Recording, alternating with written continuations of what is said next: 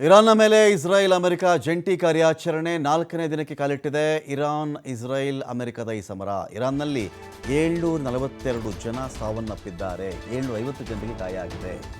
ಇರಾನ್ಗೆ ಕಡಿಮೆ ಕಾಟ ಕೊಡ್ತಾ ಇಲ್ಲ ಇಸ್ರೇಲ್ ಮತ್ತು ಅಮೆರಿಕ. 742 ಹೆಣಗಳಲ್ಲಿ ಉರುಳಿರೋದು, 750 ಜನಕ್ಕೆ ಗಾಯ ಆಗಿರೋದು.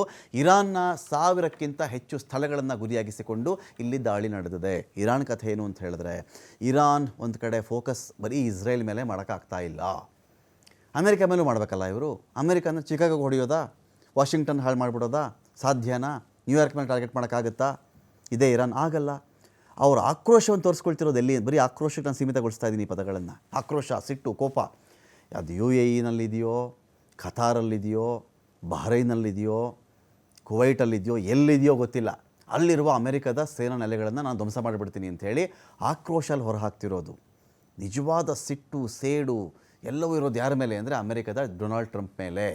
ನ್ಯೂಯಾರ್ಕ್ ರೀಚ್ ಹಾಕಾಗಲ್ಲ, ಆ ಸುಲಭಕ್ಕೆ ನ್ಯೂಯಾರ್ಕ್ ಒಳಗಡೆ ಬಿಟ್ಕೊಳ್ಳೋದು ಇಲ್ಲ ಈ ಮಿಸೈಲ್ಗಳನ್ನು, ಒಂದು ವೇಳೆ ಹಾರ ಬಿಟ್ಟುಬಿಟ್ರು ಕೂಡ.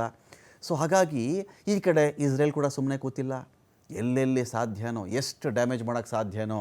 ಇರಾನ್ ಸ್ಕೂಲು ಬಿಡ್ತಾ ಇಲ್ಲ, ಆಸ್ಪತ್ರೆನೂ ಬಿಡ್ತಾ ಇಲ್ಲ, ಏನೂ ಬಿಡ್ತಾ ಇಲ್ಲ ಇಸ್ರೇಲ್. ಈ ಕಡೆ ಅವರು ದಾಳಿ ಮಾಡ್ತಾ ಇದ್ದಾರೆ. ಅಟ್ ಎ ಟೈಮ್ ಏಕಕಾಲಕ್ಕೆ ಒಂದು ಬಾಣ ಬಂದರೆ ತಡ್ಕೋಬೋದು, ಒಂದು ಕ್ಷಿಪಣಿ ಬಂದರೆ ತಡಿಬೋದು, ಒಂದು ಗುಂಡು ಬಂದರೂ ತಡ್ಕೋಬಹುದು. ನೂರಾರು ದಿಕ್ಕಿಂದ, ನೂರಾರು ಕಡೆಗಳಿಂದ ಬರೋಕ್ಕೆ ಶುರು ಆಗಿಬಿಟ್ಟಾಗ ಏನು ತಾನೇ ಮಾಡಲಿಕ್ಕೆ ಸಾಧ್ಯ ಇರಾನ್? ಬರೀ ಬಾಯಿ ಮಾತಿಗೆ ಇರಾನ್ ತನ್ನ ನೆಲದಲ್ಲಿರುವ ಜನಗಳಿಗೆ ಆತ್ಮವಿಶ್ವಾಸ ತುಂಬುವ ಸಲುವಾಗಿ ನಾನು ಅಮೆರಿಕನ್ ಬಿಟ್ಟುಬಿಡಲ್ಲ, ನಾನು ಇಸ್ರೇಲ್ ಬಿಡಲ್ಲ ಹೇಳಬಹುದು.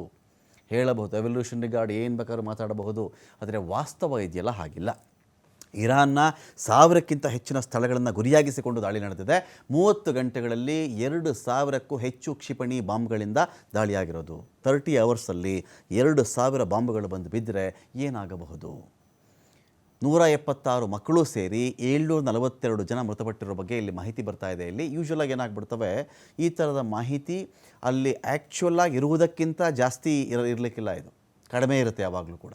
ಅಲ್ಲಿ ಎಷ್ಟು ಕ್ಯಾಶುಯಾಲಿಟೀಸ್, ಎಷ್ಟು ಸಾವು ನೋವು ಆಗಿರುತ್ತೋ ಅದಕ್ಕಿಂತ ಈ ನಂಬರ್ ಕಡಿಮೆ ತೋರಿಸ್ತಿರುತ್ತೆ ಹೊರತು ಜಾಸ್ತಿ ತೋರಿಸಲ್ಲ. ಕಾರಣ, ಅಯ್ಯೋ ಸಾವಿರಾರು ಜನ ಸತ್ತೋಗ್ಬಿಟ್ರು ಅಂದಾಗ ಇರಾನ್ ಜನ ಗಲಿಬಿಲಿಗೊಳಗಾಗ್ತಾರೆ, ಭಯಭೀತರಾಗ್ತಾರೆ, ಅವರು ಒದ್ದಾಡಿಬಿಡ್ತಾರೆ. ಅಯ್ಯೋ ಇಷ್ಟು ಜನ ಸತ್ತೋಗಿದ್ದಾರಾ, ನಮ್ಮ ಕತೆ ಮುಗೀತು, ಹಾಗೆ ಹೀಗೆ ಅಂತ.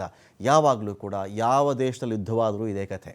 ಆ್ಯಕ್ಚುಯಲ್ ನಂಬರ್ ಸಿಗೋದು ಕಷ್ಟ. ಇದರ ಮಧ್ಯೆ ಕೂಡ ಒಂದು 742 ಜನರಷ್ಟು ಜನ ಇರಾನ್ನಲ್ಲಿ ಸತ್ತೋಗಿರೋದು, 750 ಮಂದಿಗೆ ಇಲ್ಲಿ ಗಾಯ ಆಗಿದೆ.